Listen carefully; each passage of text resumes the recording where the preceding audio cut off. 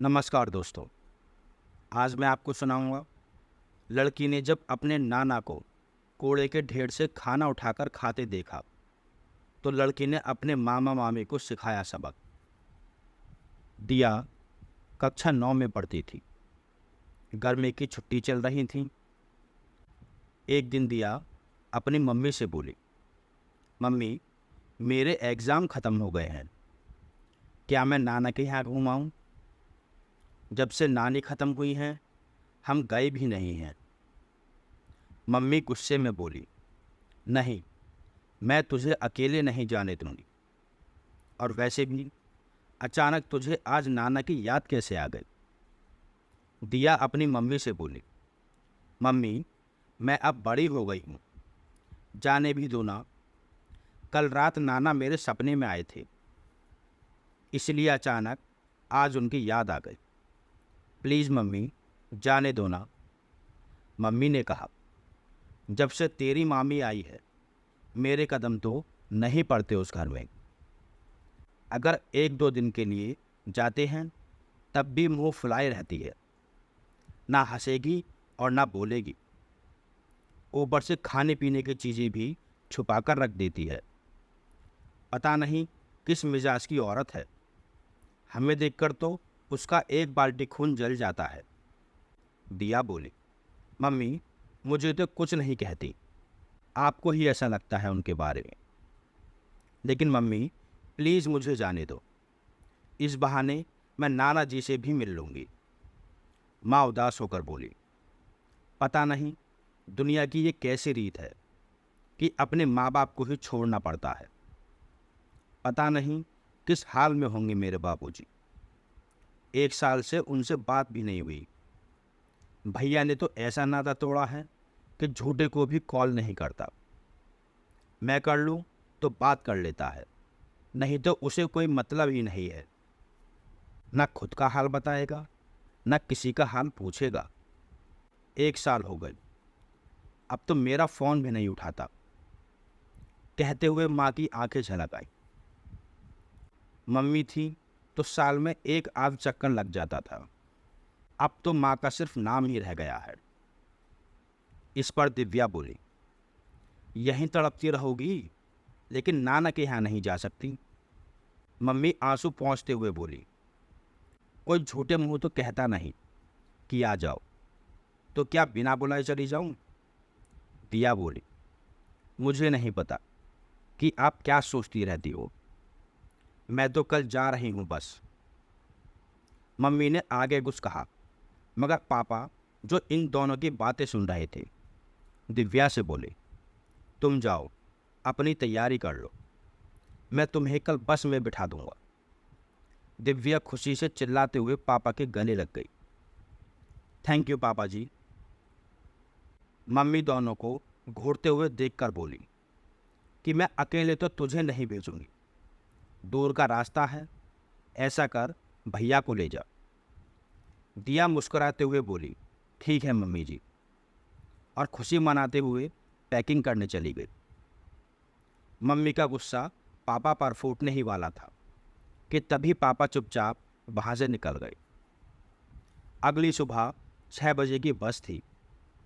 पापा दिया और उसके भाई को बस स्टॉप पर छोड़ने जा रहे थे कि तभी मम्मी ने नाना की पसंदीदा रसमलाई देते हुए कहा, यह ले जा, पापा को दे देना और मेरी वीडियो कॉल पर उनसे बात करा देना। और सुन, आराम से जाना, मैं पहली बार तुझे अकेला भेज रही हूँ। अगर तेरी दादी का पैर ना टूटा होता तो मैं भी चलती। दिया की दादी का पैर टूट गया था। उनकी देखभाल उसकी मम्मी के सिवाय कोई और नहीं कर पाता। दादी बहुत ज़्यादा बड़ी बूढ़ी हैं, जिनकी वजह से माँ कहीं नहीं जा पाती। दिया के पिता ने उन दोनों को बस में बैठा दिया। उन्हें अनूप शहर से हरिद्वार जाना था, क्योंकि दिया के नाना जी हरिद्वार में ही थे। मम्मी हर एक घंटे में फ़ोन करके अपनी बेचैनी को शांत करने की कोशिश करती। शिव बोला, दीदी 2 बज गए हैं, यह बस इतनी रुक रुक कर चल रही है। अभी और कितना टाइम लगेगा? मुझे तो भूख लगने लगी। दिया बोली, अभी 1 घंटा और लगेगा। अगर तुझे भूख लग रही है तो आगे मेरठ में बस रुकेगी, वहाँ से मैं तेरे लिए कुछ ना कुछ ले दूंगी। थोड़ी देर बाद मेरठ में बस स्टॉप पर बस रुकी। दिया भाई के लिए खाने का सामान खरीदने के लिए बस से उतरी। तभी उसने देखा दुकान से थोड़ी दूर पर एक बुजुर्ग आदमी कांपते हाथों से वहाँ पड़े चिप्स के पैकेट को चाट रहे थे, जिसकी दाढ़ी उसकी छाती तक पहुँच चुकी थी। बदन से ज़्यादातर कपड़े फट चुके थे। दिया को उन पर तरस आ गया। उसने एक चिप्स का पैकेट खरीदा और उन्हें देने के लिए आगे बढ़ी। जब उन्होंने अपना सर उठाकर दिया को देखा तो आश्चर्य से एकटक उसे देखने लगे। अचानक उनकी आंखें भर आई। दिया ने प्यार से पूछा, आपको कुछ और चाहिए क्या? उन्होंने चिप्स लेकर दिया के सर पर हाथ रख दिया और बुजुर्ग आदमी आगे बोले, तू ठीक है मेरी गुड़िया? ये देखकर दिया डर गई। दिया सोच में पड़ गई। यह आवाज़ तो उसके नाना की लग रही है। उसने ध्यान से देखा कि वो तो उसके नाना ही थे। दिया उन्हें नाना कहकर बुलाती है तो वो उसकी माँ का नाम लेकर बोले, शिल्पी कैसी है? और तुम अकेले यहाँ क्या कर रही हो? ये सुनते ही दिया का दिल कांप उठा। उसकी आंखें भर आई। उसने अपने नाना से पूछा कि नाना जी, आपकी ऐसी हालत कैसे हो गई और किसने की? मामा कहाँ है? नाना उसे आप बीती बताने लगे। बहू ने एक रोज़ कहा, हमारा खर्च तो चलता नहीं है, तुम्हारा कहाँ से चलाएंगे? बेटे से रोज़ लड़ती थी कि या तो अपने नाकारा बाप को रखो या मुझे, दोनों में से कोई एक ही रहेगा। बेटा बोला, तुम्हारी वजह से मेरा घर टूट रहा है, कब तक बोझ बने रहोगे हम पर? धीरे धीरे बहू ने रोटी देना भी बंद कर दी। कहीं बाहर जाती तो मुझे कमरे में बंद कर जाती। बेटा जब काम करके लौटता तो उससे भी मेरी शिकायतें लगाती। एक बार तो उसने मुझे बहुत मारा, इसलिए मैं चुपचाप घर से निकल आया हूँ बेटा। और फूट फूट कर रोने लगे। दिया की आंखें भी आंसू से बहने लगे। उसे यकीन नहीं हो रहा था कि उसके मामा, जिसने कभी भी नाना से ऊंची आवाज़ में बात करते नहीं देखा, उसने आज ऐसा किया। दिया ने शिव को भी बस से उतार लिया। शिव और दिया दोनों को अपने मामा मामी पर बहुत गुस्सा आ रहा था कि आखिर वो दोनों इतने निर्दयी कैसे हो सकते हैं। शिव ने अपने नाना को पकड़कर पेड़ की छांव में बैठाया और दिया ने मम्मी की दी हुई रसमलाई उन्हें खाने को दी। वो मिठाई पर ऐसे टूट पड़े जैसे सदियों से भूखे हैं। आधी खाई, आधी कपड़ों पर गिराई। उनके हाथ पांव जोर जोर से हिल रहे थे। वो बहुत ज़्यादा कमज़ोर हो चुके थे। शिव और दिया को एक भिखारी के पास बैठा देखकर कुछ लोग भी वहाँ इकट्ठा हो गए। जब उन लोगों ने उनकी कहानी सुनी तो सबकी आंखें भर आई। एक आदमी बोला, ये बुजुर्ग व्यक्ति तो पिछले 2 महीने से कूड़े के ढेर में से खाना बीन कर खा रहे हैं। हम लोगों को लगा कि होगा कोई शराबी। कुछ अच्छे लोगों ने दिया से पुलिस में जाने के लिए कहा। इस पर नाना जी ने मना कर दिया और कहा, बेटा तुम दोनों घर वापस चले जाओ, मुझे मेरे हाल पर छोड़ दो। मैं क्या ही केस करूँगा अपने बच्चों पर। लेकिन दिया बोली, नहीं नाना जी, सज़ा मिलनी ज़रूरी है। अगर उन्हें किए की सज़ा नहीं मिली तो उन्हें अपनी गलती का एहसास कभी नहीं होगा। नाना जी, अगर एक को सज़ा मिलेगी तो कोई और भी ऐसा करने से पहले 100 बार सोचेगा।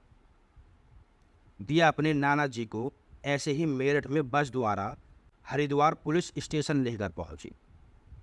नाना बहुत मना करते रहे, लेकिन दिया ने पुलिस वालों को सब कुछ बता दिया।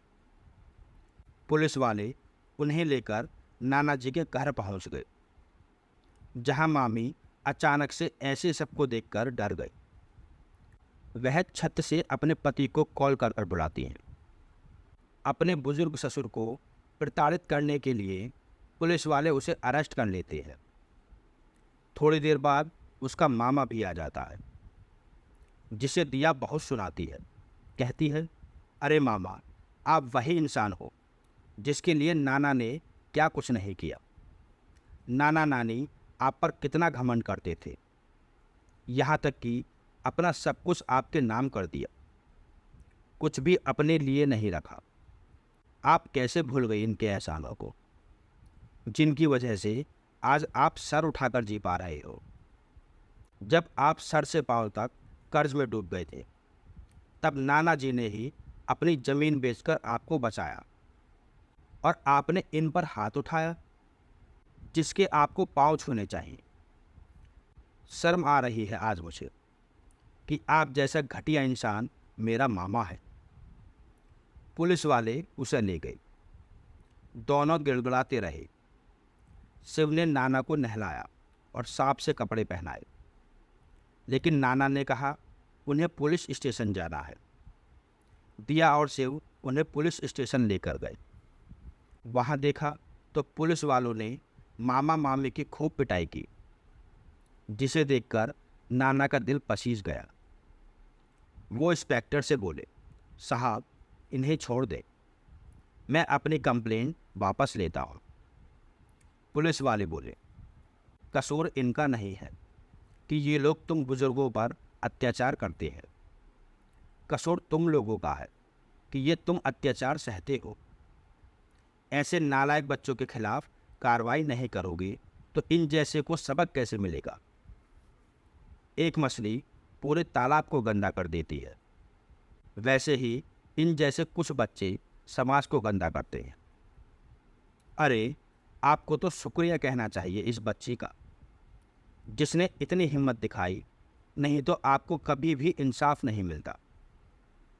लेकिन नाना ने पुलिस वाले के हाथ जोड़कर कहा, छोड़ दो साहब, ये तो बच्चे हैं। अगर हम भी इनके जैसा करेंगे तो इनमें और हम में क्या फ़र्क रह जाएगा। पुलिस वाले उन दोनों को छोड़ देते हैं, लेकिन चेतावनी देते हुए कहते हैं कि आगे से अगर ज़रा सा भी परेशान किया तो पूरी ज़िंदगी जेल में बंद रखेंगे। मामा मामी दोनों छोड़ते ही नाना जी के पैरों में गिर गए, अपने किए के लिए माफ़ी मांगी।